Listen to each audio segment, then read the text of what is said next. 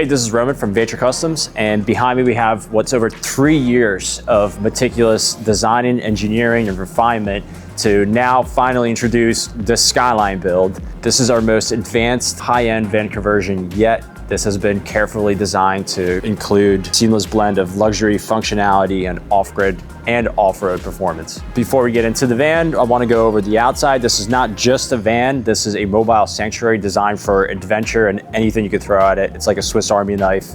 Let's start with the exterior add-ons. From the top, we have a beautiful camel roof rack with a deck, and that has a Fiamma F45S awning mounted to the side of it here with LEDs all over this van.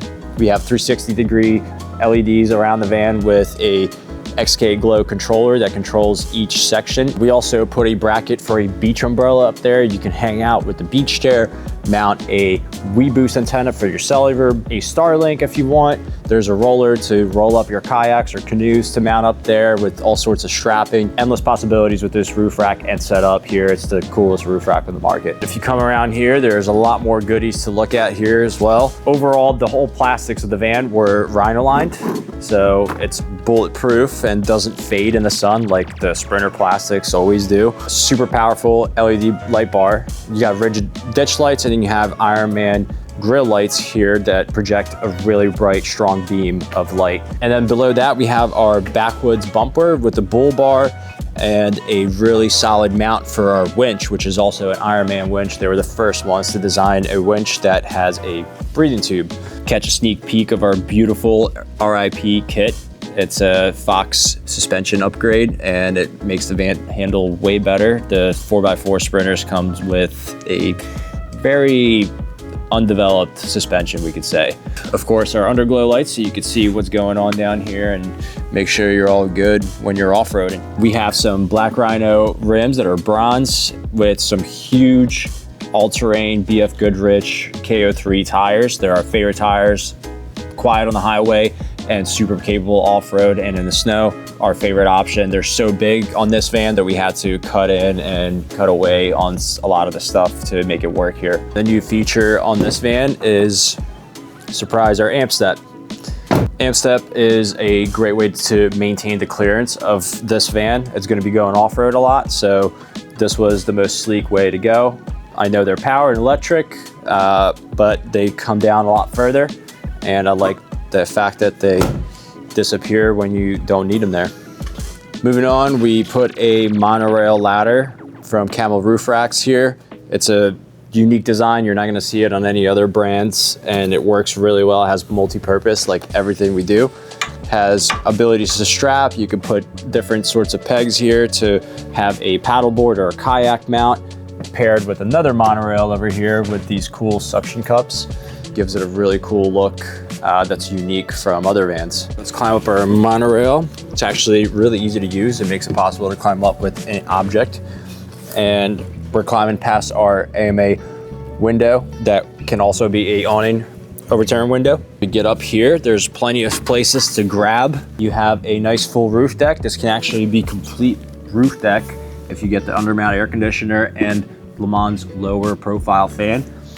I didn't need that, so we have a grip, walkable marine grade solar panel and a spot to mount the beach umbrella, beach chairs, antenna for our WeBoost, our Dometic air conditioner. We only use low profile air conditioners. As you can see, it only comes up 2 inches past the roof rack. Maintaining low profile in such a tall van is super important, as well as keeping it super light. We have one of the lightest roof racks possible out there because we took the extra time with our engineers to develop a really good design where you don't need to have such thick material to have the same structure. And below the van, we have a heated gray tank with heated lines so that this is possible to camp out all 4 seasons. As you can see, it is not the lowest part of your van like a lot of RVs and companies have. We made sure to tuck it up as far underneath the van as possible so it doesn't get snagged on anything.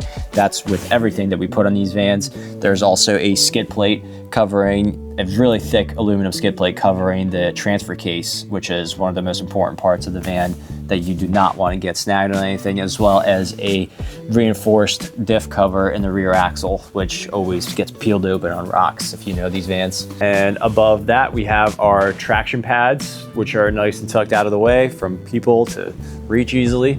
Moving back to our back door, we have our 5th tire. That's a spare, nice and easy to take off. It's not a light tire, but it's easy to grab. And then some more fuel. We already have a double the size fuel tank on here, but here we have a few more gallons just in case we run out or somebody needs a little top off. And on the rear passenger door, we put a backwoods aluminum box as a storage unit, a little storage spot above it as well for like wood and stuff for campfires. And then above that, we put our 1-up bike trays so that you can quickly put your bikes up and down. You can also get a lift that brings it all the way down for you. That's also an option. Super universal. There's a lot of different options you can get added onto these rear doors. It's a great way to bring more storage and other accessories with you. As you can see, we swapped out the rear bumper from the little tinky plastic one to this beefy aluminum one. It's actually really lightweight, but really strong. Great place to house the lights to back up when it turns on when you go into reverse, as well as 2 more rigid lights up on the roof rack right next to that roller bar that you use to roll up your canoes and kayaks when you want to store stuff up on the roof rack. Let's hop on to the inside. This is the tallest van yet, so I've been practicing my box jumps. Ooh, that was the scariest thing in my life. You are welcomed with plenty of open space because our seats actually swivel, all 4 of them. You can seat 4 humans here, hang out, eat food, work off this lagoon table. If you don't want it here, you can pop it off and have the place to lay down and have 2 smaller humans take a nap over here. This seat actually folds into a bed and swivels facing side or forward. It pops right out of the L-track. You can take it out, replace it with a dinette bench or another piece, whatever you want in there. The seats in the driver and passengers are actually upgraded to our favorite Schillmann seats. They're from Germany. They claim to have the best seats in the world, and I agree. The seats are super comfortable. If you're gonna be sitting for 10 hours straight, this is worth the investment. The seat just hugs you and it has great lumbar support. It has 15 different ways you can adjust it as well. Above me, we have our XK Glow switch panel. It has the ability to control it from your phone. It has the ability to scare the Jesus out of people with the air horn that's on this van. We have this beautifully scribed upper shelf that's super strong. You can do pull-ups off it. Into the upper cabinet, we recessed this beautiful LED. It goes seamlessly where you don't see any wires or anything. You open the cabinets, you also don't see the back of our walls. It's a complete cabinet, which makes it a really solid unit that's not going anywhere. Moving along, we have this big floor-to-ceiling cabinet. On top, we have a hidden microwave. You can choose to have it facing out of your face as well. I chose to keep it in here. I don't use it that often. That's actually an air fryer as well. Below that, we have a pretty big fridge with a couple of beverages inside. There's a little freezer compartment in there. This layout is a great layout for like weekend warriors, full-time van lifers, or the digital nomads. It works across the whole board. It does absolutely everything you can throw at it. Below the fridge, you have a huge drawer for storage. And below that, you have a nice slide out drawer for your toilet. This, like a lot of our things, are designed around 3 different toilets. You can have a composted toilet, a dry flush toilet, or I went with the Trillium toilet. It works really well for what I use it for. I just bring some cat litter in the bag, use it for the number 2s, and then number 1s has the tank in the front section. You just dump it out when you're done using it. Moving back, you have a large storage area. This is usually where we would have our stationary bed system. Here, we chose to have a Murphy bed so that you can have a huge 9-10 foot long countertop, or you can have a place to pull in plywood, or help your buddy move your things around from the house to the new apartment. You can have L-tracks into the floor, pulling your dirt bike or mountain bikes without taking the wheels off. If you want to keep them inside, everything folds out when you need it and it goes away when you don't. Just like this bed, it folds out when you need it. This is one platform. Now we're starting to do it in two platforms so that you can have the one platform as a massive U-shaped countertop if you choose so. Your 4-piece mattress, we made it super tight so that there's no seams when you're sleeping. This is a really comfortable memory foam mattress. It's a luxury foam, and that's it. You have your bed just like that. And when you're done, you just fold it up, put your cushion inside. I usually keep my pillows and blankets up here, which is also a great spot for a cubby for books and stuff like that. Reading light with a USB charger. I use that all the time. And then when your bed's up, you also still have your storage, like your L tracks that you can add on pretty much anywhere in this build. One more thing about the Murphy bed. This is one of my favorite designs. I actually got some of the ideas from SoCal Customs, our friends over there. They helped me design this too. This has some L tracks on the back here. We closed it off with a wall so that you don't have to see the mattress like a lot of builders have. And I thought that was not a good look. So we closed off this wall so that it is easier to store your mattress. Gives us the possibilities to store skis and long items like fishing rods back here, which I really like. It's one of my favorite parts of this van is this little few inches of storage back here. We love storage, like I said. And then over here, you have a nice little cubby spot of storage underneath this little countertop overhang and easy access to your control panel, a 110 volt outlet back here with a button that lights up at night. If your bed's down, you have storage. It's nice to have a button when you open the doors, when you want to turn on these sweet recessed marine lights, not the LED strips that are kind of shining bright lights in your face. This has some storage here with your water filter access / your 12 volt water heater, which is what keeps this super efficient. This is a big storage box. Below that is where we have over the wheel well water tank with a heating pad. This water tank is molded over the wheel well so that you have storage here still. That's how we force every inch out of this build as possible. We use this aluminum angle iron that we designed with our engineer that helped us design the roof racks as well. You can see some of it over here. Forgot to mention about that too. This one is actually rhino lined, but you can get your own color here. This has a nice little cubby that you can get into. This also comes out if you need to service your actual door for the Sprinter. That's really important. Every part of this van is maintainable. Over on this side, you have even more storage. This is one of our beautiful electrical systems. This van has about 1,000 amp hours with the Victron everything.